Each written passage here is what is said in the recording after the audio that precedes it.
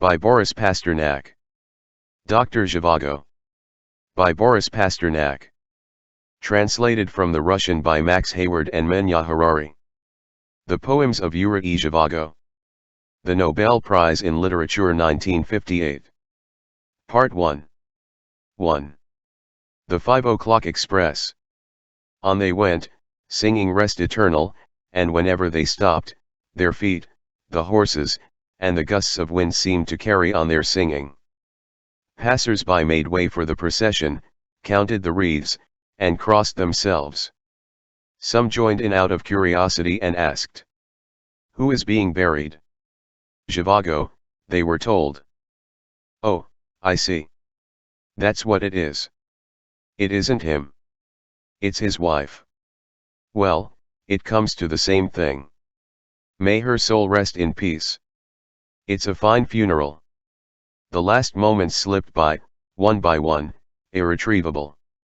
The earth is the Lord's and the fullness thereof, the earth and everything that dwells therein.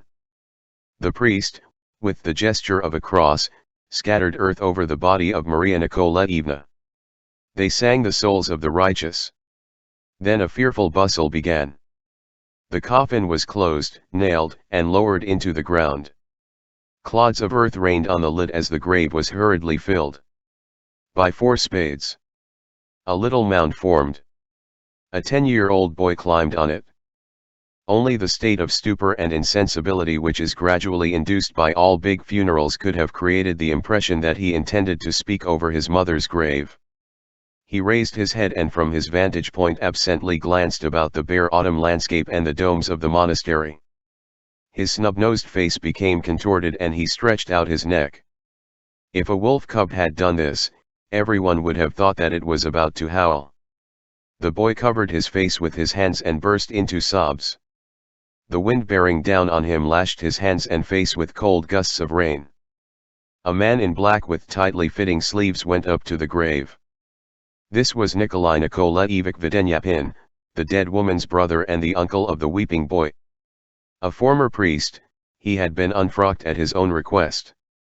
He went up to the boy and led him out of the graveyard. 2. They spent the night at the monastery, where Uncle Nikolai was given a room for old time's sake. It was on the eve of the feast of the Intercession of the Holy Virgin. The next day they were supposed to travel south to a provincial town on the Volga where Uncle Nikolai worked for the publisher of the local progressive newspaper. They had bought their tickets and their things stood packed in the cell. The station was nearby, and they could hear the plaintive hooting of engines shunting in the distance. It grew very cold that evening. The 2 windows of the cell were at ground level and looked out on a corner of the neglected kitchen garden. A stretch of the main road with frozen puddles on it, and the part of the churchyard where Maria Nikolaevna had been buried earlier in the day.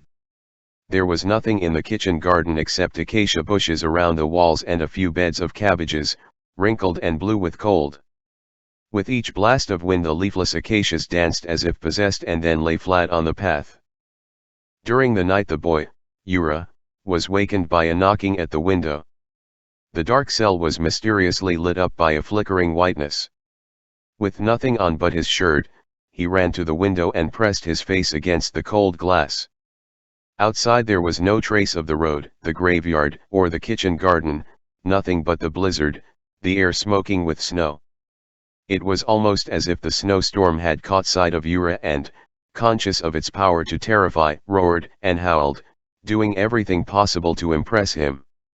Turning over and over in the sky, length after length of whiteness unwound over the earth and shrouded it.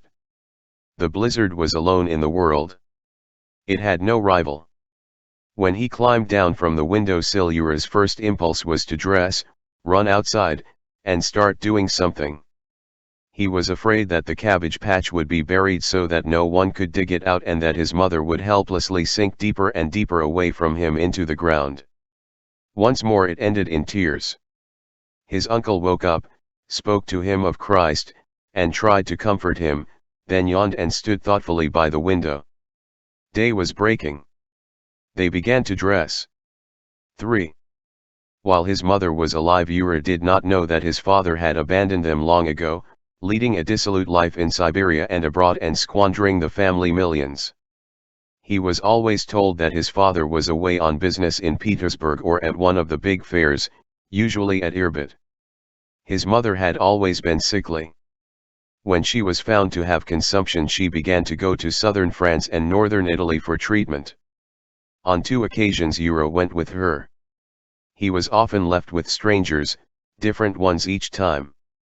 He became accustomed to such changes, and against this untidy background, surrounded with continual mysteries, he took his father's absence for granted. He could remember a time in his early childhood when a large number of things were still known by his family name. There was a Zhivago factory, a Zhivago bank, Zhivago buildings, a Zhivago necktie pin, even a Zhivago cake, which was a kind of baba arum, and at one time if you said Zhivago to your sleigh driver in Moscow, it was as if you had said, "Take me to Timbuktu." And he carried you off to a fairy tale kingdom. You would find yourself transported to a vast, quiet park. Crows settled on the heavy branches of firs, scattering the hoarfrost. Their cawing echoed and re-echoed like crackling wood. Purebred dogs came running across the road out of the clearing from the recently constructed house. Farther on, lights appeared in the gathering dusk. And then suddenly all that was gone. They were poor. 4. One day in the summer of 1903, Euro was driving across fields in a 2-horse open carriage with his uncle Nikolai. They were on their way to see Ivan Ivanovich Voskoboinikov, a teacher and author of popular textbooks, who lived at Tuplyanka, the estate of Kolograivov, a silk manufacturer, and a great patron of the arts. It was the feast of the Virgin of Kazan. The harvest was in full swing, but, whether because of the feast or because of the midday break, there was not a soul in sight.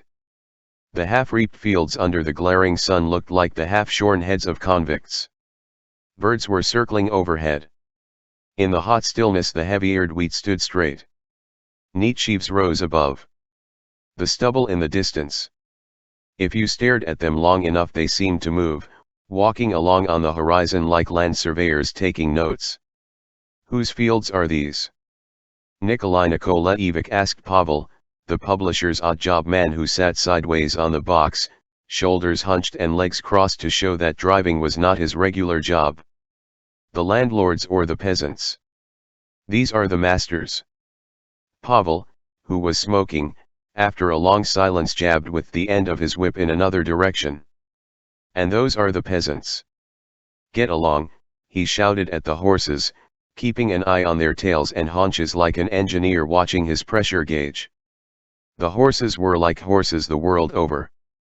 The shaft horse pulled with the innate honesty of a simple soul, while the off horse arched its neck like a swan and seemed to the uninitiated to be an inveterate idler who thought only of prancing in time to the jangling bells.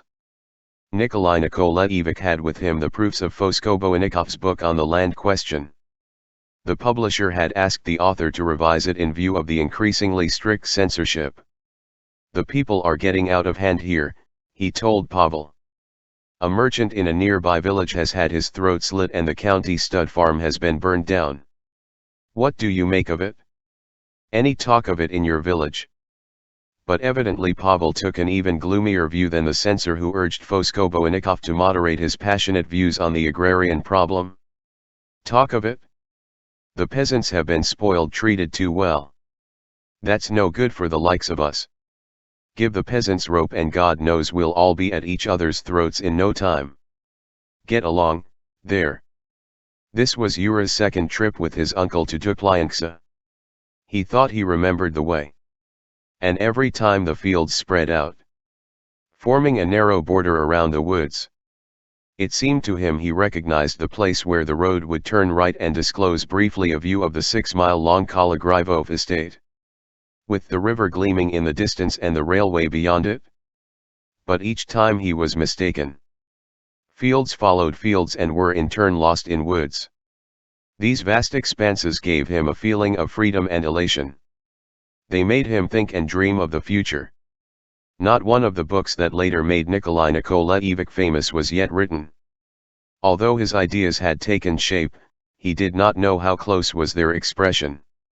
Soon he was to take his place among contemporary writers, university professors, and philosophers of the revolution, a man who shared their ideological concern but had nothing in common with them except their terminology.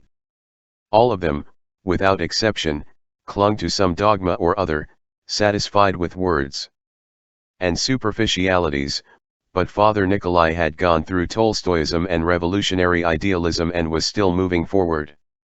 He passionately sought an idea, inspired, graspable, which in its movement would clearly point the way toward change, an idea like a flash of lightning or a roll of thunder capable of speaking even to a child or an illiterate.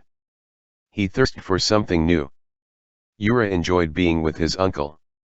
He reminded him of his mother. Like hers, his mind moved with freedom and welcomed the unfamiliar. He had the same aristocratic sense of equality with all living creatures and the same gift of taking in everything at a glance and of expressing his thoughts as they first came to him and before they had lost their meaning and vitality. Yura was glad that his uncle was taking him to Duplynksa. It was a beautiful place, and this too reminded him of his mother, who had been fond of nature and had often taken him for country walks. He also looked forward to seeing Nika Dudorov again, though Nika, being 2 years older, probably despised him. Nika was a schoolboy who lived at the Foskoboinikovs. When he shook hands with Yura, he jerked his arm downwards with all his might and bowed his head so low that his hair flopped over his forehead and hid half his face. 5. The vital nerve of the problem of pauperism, Nikolai Nikolaevich read from the revised manuscript. Essence would be better, I think, said Ivan Ivanovich, making the correction on the galleys. They were working in the half-darkness of the glassed-in veranda. Watering cans and gardening tools lay about, a raincoat was flung over the back of a broken chair, mud-caked hip boots stood in a corner, their uppers collapsed on the floor. On the other hand, the statistics of births and deaths show, dictated Nikolai Nikolaevich. Insert for the year under review, said Ivan Ivanovich and made a note. There was a slight draft. Pieces of granite lay on the sheets as paperweights. When they finished, Nikolai Nikolaevich wanted to leave at once.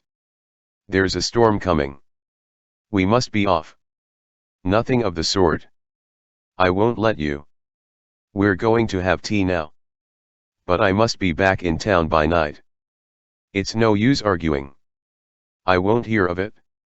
From the garden, a whiff of charcoal smoke from the samovar drifted in, smothering the smell of tobacco plant and heliotrope. A maid carried out a tray with clotted cream, berries, and cheesecakes. Then they were told that Pavel had gone off to bathe in the river and had taken the horses with him.